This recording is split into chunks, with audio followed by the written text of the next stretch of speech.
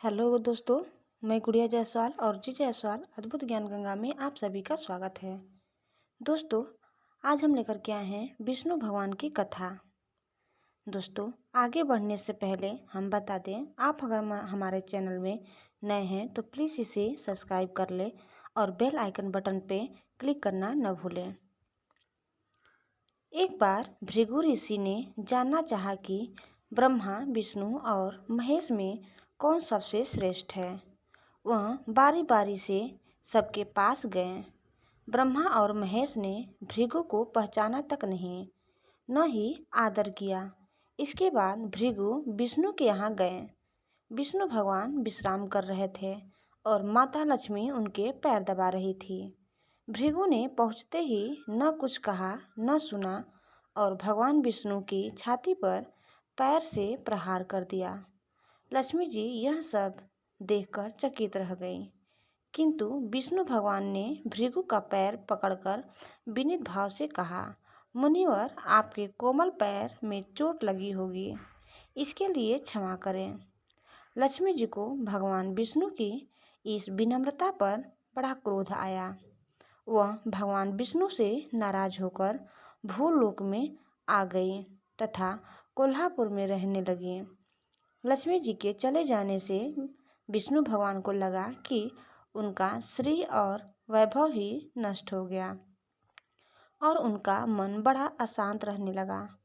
लक्ष्मी जी को ढूंढने के लिए वह श्रीनिवास के नाम से भूलोक आए। घूमते घूमते केवंचल पर्वत क्षेत्र में बकुला माई के आश्रम में पहुँचे। बकुला माई ने उनकी बड़ी आवाभगत की। उन्हें आश्रम में ही रहने को कहा। एक दिन जंगल में एक मतवाला हाथी आ गया। आश्रमवासी डरकर इधर उधर भागने लगे। श्रीनिवास ने यह देखा तो धनुष बाण लेकर हाथी का पीछा किया। हाथी डरकर भागा और घने जंगल में अदृश्य हो गया। श्रीनिवास उसका पीछा करते करते थक गए थे। वह एक सरोवर के किनारे वृक्ष की छाया में लेट गए और उन्हें हल्की सी झपकी आ गई। थोड़ी देर में शोर सुनकर वह जागे तो देखा कि 4-6 युवतियां उन्हें घेर खड़ी हैं।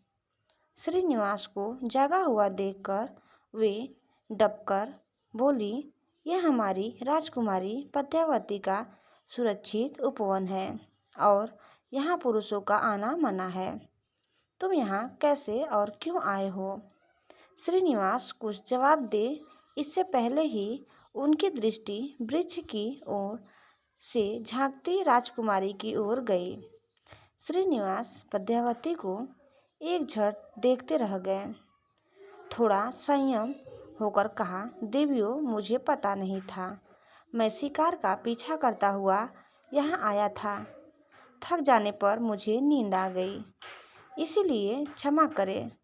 श्रीनिवास आश्रम में तो लौट आए, किंतु बड़े उदास रहने लगे।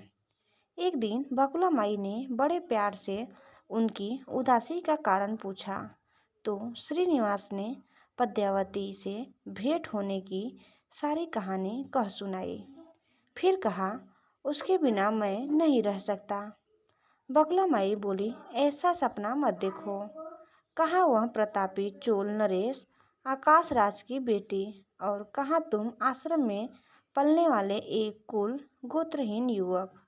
श्रीनिवास बोले, माँ, एक उपाय है, तुम मेरा साथ दो तो मैं सब संभव कर सकता हूँ। बकुला माई ने श्रीनिवास का सच्चा प्यार देखकर हाँ कर दी।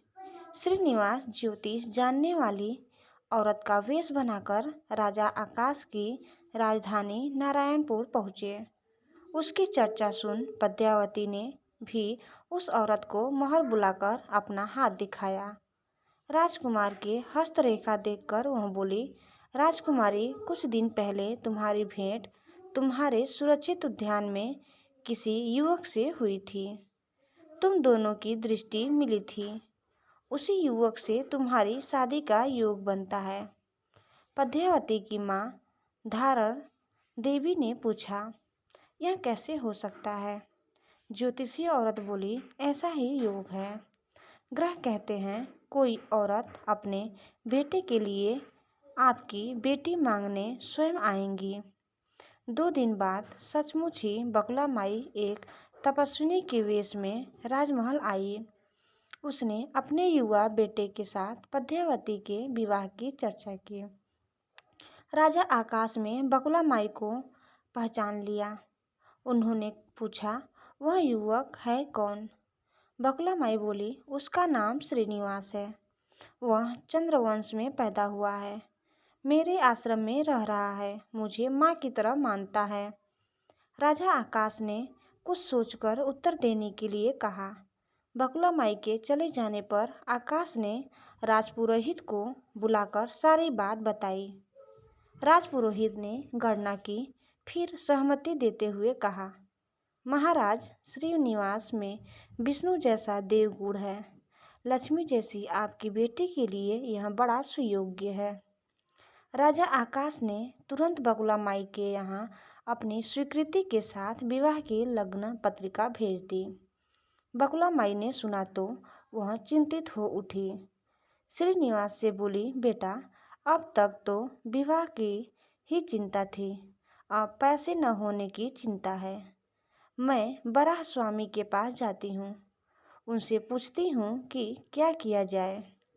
बकुला माई श्रीनिवास को लेकर बराह स्वामी के पास गईं और श्रीनिवास के विवाह के लिए धन की समस्या बताई।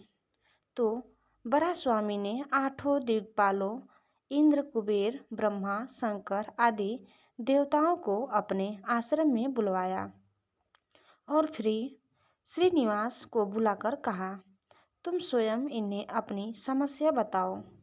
श्रीनिवास ने देवताओं से कहा, मैं चोल नरेश राजा आकाश की बेटी पद्मावती से विवाह करना चाहता हूँ। मेरी हैसियत राजा ने के अनुरूप नहीं है। मेरे पास धन नहीं है, मैं क्या करूं? इंद्र ने कुबेर से कहा, कुबेर, इस काम के लिए तुम श्रीनिवास को श्रीर दे दो। कुबेर ने कहा, श्रीर तो दे दूंगा, पर उसे यह वापस कब और कैसे करेंगे, इसका निर्णय होना चाहिए।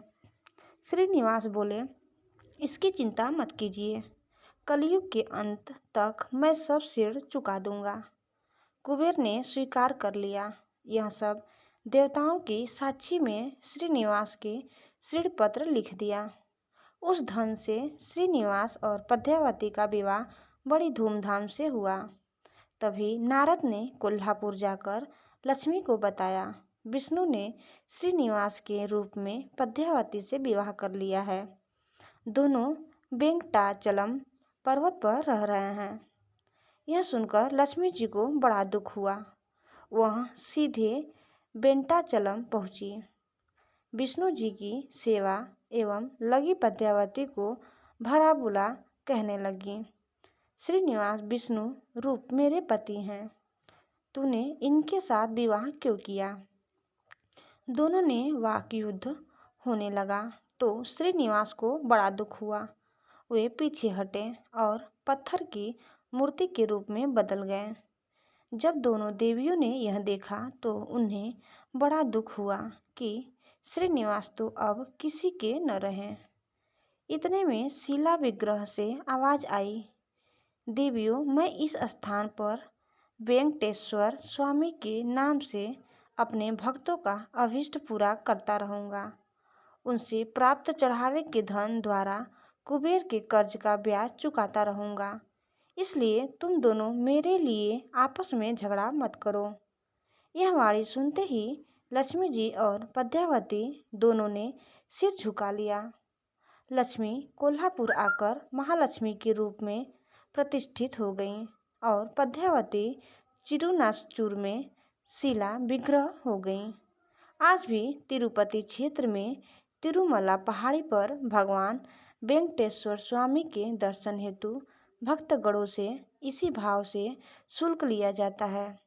उनकी पूजा पुष्प, मिष्ठान आदि से न होकर धन द्रव्य से होती है। इसी धन से भगवान श्री कृष्ण वेंकटेश्वर स्वामी कुबेर का कर्ज चुका रहे हैं। तो दोस्तों, आज का हमारा यह वीडियो आपको कैसा होगा। आशा करती हूँ कि आपको ज़रूर अच्छा लगा होगा, और अच्छा लगा हो तो प्लीज़ हमें कमेंट बॉक्स में बताइए। और हमारे चैनल में नए हैं तो प्लीज़ इसे लाइक, शेयर और सब्सक्राइब करना न भूलें। धन्यवाद।